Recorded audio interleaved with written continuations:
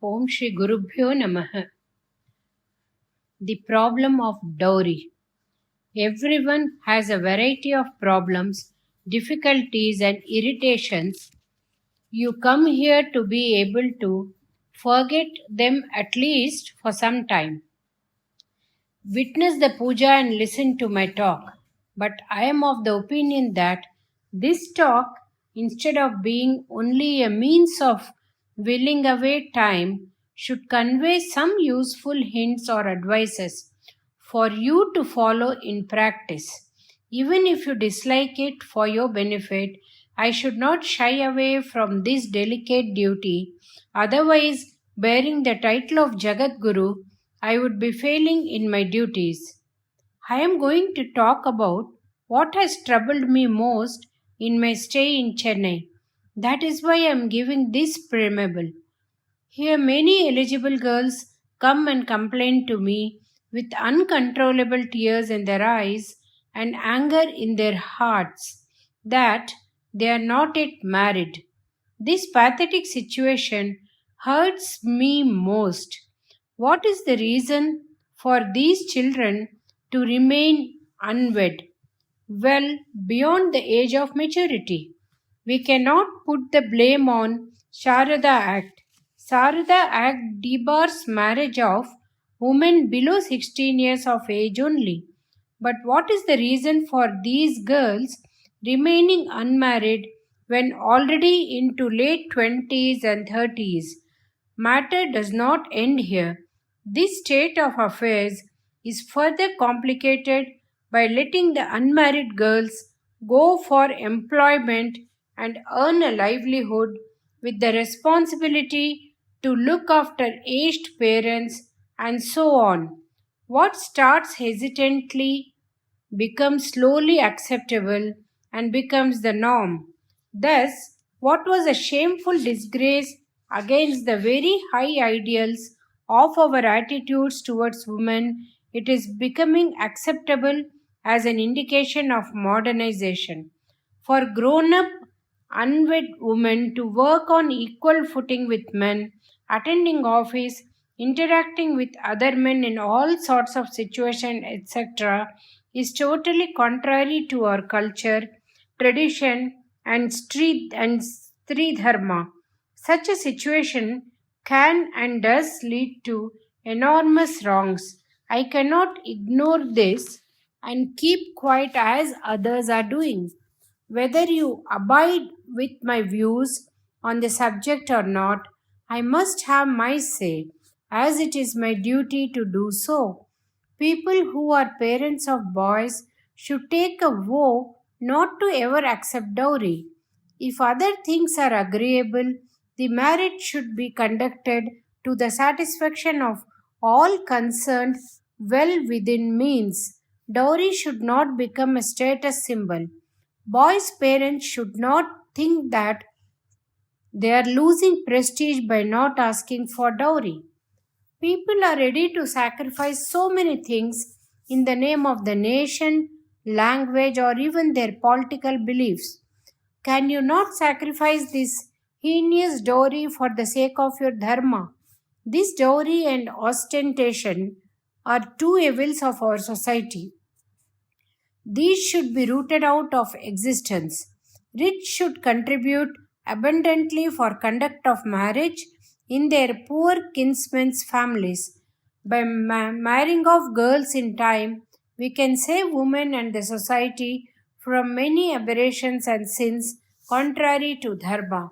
In Bhagavad Gita, Arjuna is concerned about this very subject. The women are the sustainers of dharma. We should not let a situation arise where they can be led astray. Then there is no saving of dharma. The girl should be married in time and become the goddess in each household. This is very essential for the welfare of the whole society. Dowry must go. I have no power either to order you or make you obey, but I will use one prerogative of mine as a Brahma Astra. Nowadays, many people are printing in their marriage invitation cards that it has Jagat Guru Kamakoti Shankaracharya's blessings. You may refrain from doing so if you give or take dowry. The duty of youth. This human body is meant for helping others, is the saying of the elders. Para upakaryam idam shariram. Meaning that this human body is meant for the only purpose of being of help to others. This should be done when the body is still hale and healthy. That means that we should be involved in social service in youth and not after becoming old. For the sake of social service, this human body should be kept in good trim. More than physical health, mental and moral health is important. We should live by what religion demands of us in terms of attitude and behavior. Only when we are pure and clean, we will be able to serve others. How can a person full of passion, desire, anger, and hate be able to do social service? Such a person will only be self serving. For social service to be effective, the persons involved in such work should be staunch believers of truth and high morality. They should be fearless. Fearlessness is different from being brutish. The best role model for the youth is Anjaneya Swami. He was mighty but very soft in his behavior and responses. When he had to respond with anger, he took the uncontrollable mode and caused havoc. His mind was power packed, but mostly he was an embodiment of humility and humbleness. Deeply engrossed in devotion to Sri Rama, he did not know fear. On his own, he never went to fight with anybody, but he countered cruelty powerfully and effectively. He never used his power in selfish pursuits. If the weak were harassed by the bullies, he protected the weaklings, uncaring for his own safety. Chhatrapati Shivaji was also such a leader and role model, fit to be emulated. Shivaji's guru Samartha Ramadasa was said to be Hanuman's avatara. Maybe that is why Shivaji was having the character qualities of Hanuman. Physical fitness, fearlessness, gentleness, mercifulness, and sympathetic attitude, if combined with the will to protect others, uncaring for one's own safety, it is very noble quality that is called Kshatriya Dharma. Kshatat kila trayate iti kshatram. That is to protect from cruelty is kshatram. Now, there is a dire need that the youth of this country have to adopt this dharma. They should not be afraid of the powerful. They should not threaten the weaklings either. To protect the weak against exploitation, uncaring for own safety is the quality required of the youth in social service. Uncaring for majority of or minority to respond powerfully when dharma itself is threatened is the quality required in the youth of today. Unfortunately, I am seeing the opposite trend ensuing and feel sad. It is wrong to use force to subjugate weaklings. It is equally wrong to misuse strikes, agitations, and fasting to force your will on others. If you are convinced in the truth of your stand, you do not have to resort to agitations. If we have to hold our heads high as fearless citizens of this country, Kshatriya Dharma has to be developed in each individual with individual strength of character, collective discipline, fearlessness in the face of evil and adversity. These are the characteristics of this dharma. Lokakshemam or universal well being should be the only criteria. If that becomes the aim of all of us, the nations and the government's name, fame, and standard will go high. Ahimsa's soldiers required. Some people wonder as to why we should bother about religion and rituals when we can develop our facilities and comforts through modern science. Yes, it is true that modern science can provide an abundance of conveniences, but can they provide happiness? Anandam is a matter of satisfaction and contentedness. The tendency is to keep on adding to the list of things required for a comfortable life and feel bad when you cannot get the next. Desire can never be satisfied because the more you feed it, the more it grows. This dissatisfaction then leads to disgust, competition, and hate. True happiness can only be arrived at by reducing desire. Religion shows the way as to how this can be done. So, with the increase in scientific appliances, there is more the need for religion. Worldly scientific advancement does not pave the way for Atma Shanti or real peace. America and Russia are indicative of this. Russia made the first spacecraft, Sputnik, and sent it around the world. It is a communist country. Religion is forbidden there. Technology alone has not given them the satisfaction.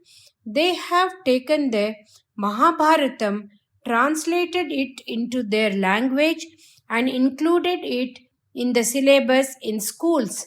Similarly, people of USA are more amenable to yoga, Vedanta, and classical music steeped in bhakti, as evidenced by the popularity with which musicians, yoga teachers, and swamis of various disciplines are received there. When rest of the world far advanced in applied science are turning towards India for these things, it will be pathetic if we let our religious practices and dharma go by default and stoop down to mere sensory pleasures. In our country, even if materialism, atheism, and irreverence to religion take roots, we can believe that the perennial life force of Sanatana Dharma will never perish. I must emphasize in the same breath that it is our country to see that Sanatana Dharma never perishes. How to do this? Should we fight with agnostics and non believers? No. Hindu religion has no history of progress and expansion by fighting. Neither has it ever happened that we have lured others by any other means. That is, we have never gone to war on grounds of religion and have never undertaken any social service for the purpose of conversion. But what we see is that it has stood the test of time against all opposition and thrived beautifully. How is this? Should we say that it is due to the intrinsic truth of its ideals and principles? No doubt they are truly great, but it has a vast following of uneducated common folk who do not understand a thing about its ideals and principles. So I'll be the last one to claim greatness to Hinduism on the grounds of theology. Then what is the secret of its success? That it has flourished against opposition without propaganda, without a powerful central organization of a pope or caliph or lama. So many crores and crores have remained faithfully loyal to it, even when ruled by people of other religions, despite the efforts to convert them by force, lure, and propaganda.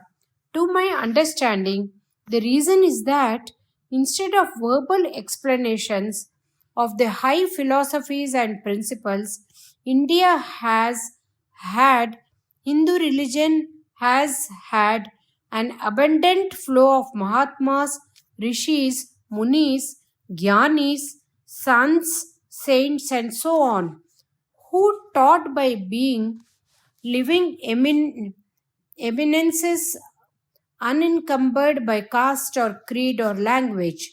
Mostly they taught through the silent influence of their exemplary character, while some spoke too, pouring out abundant lot of poems and songs. With utter devotion to God, love towards one and all, clear mind and heart, they have been there in each generation, in every nook and corner of India. Not seeking publicity or popularity, they have been influencing even wild animals, let alone man, by their very proximity, let alone speech. The common man was motivated and thrilled to follow such a religion which could give birth to such greats so frequently in such great numbers. Now, when we are faced with the relentless ingress of atheism, materialism, and consumerism, there is a dire need for such a person to be born among us. We need not worry about the eventual fate of Hinduism. No need for a physical fight against the forces which are anti Hinduism. Without resorting to fighting, we should have an attitude of come what may, I shall stick to my duties as required of me as per my religion, and my I will live my role. It is such soldiers that we need. I am using the word soldier because he would not mind sacrificing his life even. Not a person who takes up arms and fights, a person who is ready to die in keeping up to his ideals of Swadharma is the need. As long as there are people who are endeavoring to attain to divinity by the purity of their hearts and win the affection and respect of others by their very being loving and kind, the darkness that is enveloping will dissipate automatically without narrow selfishness and desires as they strictly abide with the karma anushtana as required of them with discipline, cleanliness of heart and mind will accrue. Everyone does not have to reach such high levels. It does not matter if only one among lakhs becomes a Mahatma, but the very process will throw up a continuous stream of such greats. Looking at them, the whole world will sit up and take notice. Our religion, which has grown in longevity, should continue like that only by emulating exemplary role models. If we sincerely make efforts, God will help us. We are not to be afraid of opposition and atheism. Let us realize that it is to test and correct ourselves that God creates such opposition. Our religion of Sanatana Dharma has endured much worse. Every time there is opposition, it has revived with renewed vigor and effectiveness, let alone prehistoric times of Ravana or Hiranyakashipu. Even in recent times, from somewhere there comes a Shankara Acharya or a Tirugyana Sambandar or Appar or a Manika Vashagar when non Vedic religions became too predominant. When Aurangzeb tried to dominate Hindus, a Shivaji and Ahalya Bai came up and made the religion stronger than before. There is no need to feel Hinduism is in peril. In Vishnu Sahasranama, God is addressed as Bhayakrut and Bhayanashana. These two words occur one after the other. God is the creator of fear and He is the destroyer of fear too. To correct us, He becomes the Bhayakrut. Once we correct ourselves, He becomes the Bhayanashana. Let us try and do this without a fear or worry, not to antagonize those who are anti religion, not to argue with them. Let us make up our minds that we shall strictly adhere to what is required of us as per our religion. Let each one of us try to become the Ahimsa soldier of our religion. Let us show the world as to how such a person will be. As a soldier will not be ready to surrender even an inch of ground, let us live by our religion with courage without any compromise. Our sincerity in correcting our own attitude and behavior will be blessed by God that Hinduism will never be at askance. How to remove the world's sorrows? Past 50 years have been many changes in science, economics, politics, and in the social sphere. Vast changes have taken place. It is good to remember that another 6 decades have passed by since Periwal gave this talk with further dramatic changes. However, his talks are still perfectly applicable.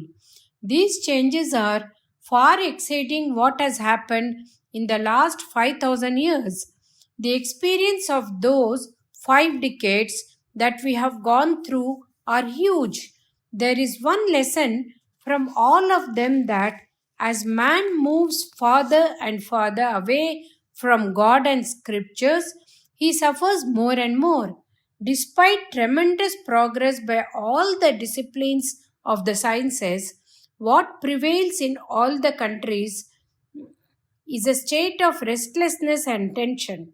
The balance is that the quiet, calm peacefulness of the past seems to be gone forever. As human knowledge and physical capabilities has advanced, we seem to be inexorably advancing the threat to the whole globe. Okay, that is the diagnosis. What is the treatment? Bhakti and Sanatam are the antidotes. Bhakti means devotion, especially to God. Sanatam means imperturbable and calm composure. As Bhakti and Sanatam spreads in the world, there will be less and less need for police, courts, and armies. This is the truth pointed out by our experience of the past 5 decades as related to the past 5,000 years. So, the job of the government is to spread bhakti and sanatam. But what is the reality in India, especially after our independence from the British? Having declared themselves as secular, they are turning a blind eye to this requirement so that they may not be considered as not being secular. Readers may note that the dictionary meaning of the word secular includes material, materialistic, profane, unscared, unsacred, and worldly. The requirement not to lean towards any one religion should not mean that you ignore the need for devotion to God and let the whole populace become irreligious. Once in a while, the politicians talk much about the need for moral and religious instructions. Then they form committees, organize meetings, tour various districts, and submit voluminous reports. Then, period. If you check if anything was done in action, you will note that the report is gathering dust in the governmental archives because the government has changed in the meanwhile. It is a different party in power now. All actions in the name of culture and growth of culture prove to be only a sham for dharma and show. a sham for drama and show. Whatever be the government and however it may behave, it is the duty of responsible and knowledgeable citizens to wish for the common man's well being and work towards that aim. People's well being will thrive only by love towards God, the inseparable permanent relative of all of us. The past 50 years are clearly indicative of the fact that decline in devotion to God is concurrent with decline in our well being. In every city, daily so many parties and associations are being formed. They all have differing, diverse aims. This leads to mutual distrust, bitterness, and even conflicts. What we need is a forum which can turn all this bitterness and distrust into sweet cooperation. What we need is devotional associations, not irrespective of religions, but inclusive of all religions. Associations of devotion are needed now and forever. It is such associations which can bring cohesiveness between disparate parties in an amicable and peaceful manner.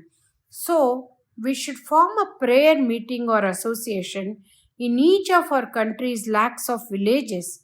We should unitedly endeavor to bring this about with God's help.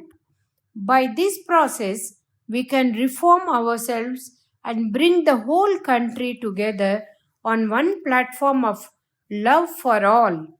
By our country's example, the whole world could learn a lesson for peace. Our prayer to God, Loka Samasta Sukhino Bhavantu, that is, let all people be happy, which is the message of the Vedas, would respond in the whole world. We have to ensure this. We should devote our entire life to make this a reality. Whatever the changes caused by the advancement of science and technology, with the resultant universal problems of consumerism and overutilization of Earth's resources, leading to conflicts at the global level, can all be resolved by making this process of sincere prayers a worldwide phenomenon. This is what we should devote the balanced days of our lives with the motto நாம் கடன் பண்ணி செய்து கிடப்படதே கிடப்பாதே, meaning our job is to serve.